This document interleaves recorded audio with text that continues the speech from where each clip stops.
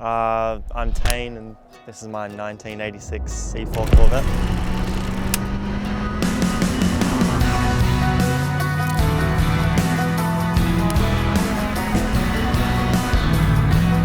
My uncle's always been the Corvette since I was like a little kid, and I always was kind of around them, and then also Dad was always in the cars, and then kind of got a decent paying job and had no point in saving the money, so decided to go for a Corvette.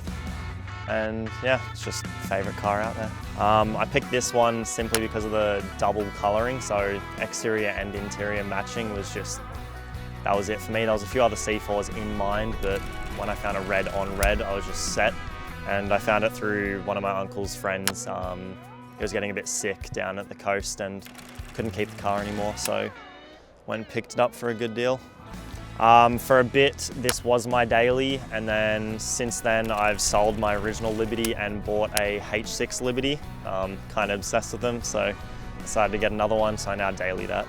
Some personal favourites would definitely be that it is just a coupe. I've owned two 4-doors, and the satisfaction of just a 2-door is just so much more enjoyable. I don't know what it is, but it simply is enjoyable. The tail lights, I love the, I guess, retro look, I would say, of just the quad circles. It just does something. Even the old Skylines have it as well, and I've just always loved it. Wheels, like, I just love the actual chrome look. Like, I think it's raw aluminium or something like that, but with a nice polish, they actually just, they look brand new. It's absurd. And then probably the big features are the digital dash and then the pop-up headlights, which is some of the fan favorites. But that's so good. The fuel cap. This goes up, the yeah, fuel cap. I love that. The fuel cap is like that. Yeah, so it's a rear-mounted fuel tank. When they were building this, they put logos on the center caps, the dash, Corvette. The block has a logo and the word Corvette on it. It's a 350 Chev, 5.7 litre fuel-injected motor. The rear glass pops up, which is nice. Like, it's helpful. It actually has quite a lot of room, so if you were to convince your girlfriend that it is a grocery getter, it could be.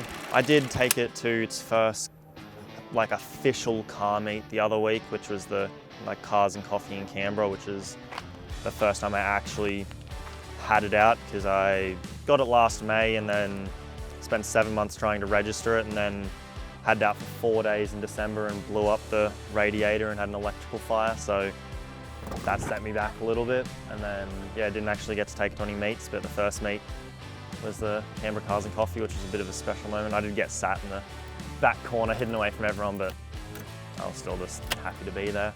Other fun story is I spun out and near crashed it on day one of owning it. I was driving home in 108 mil of rain, no window wipers, no door locks, no seatbelt. Spun out on the Rose Cottage roundabout, up the curb, a metre away from a pole, weaving through like 2.5 cars. So.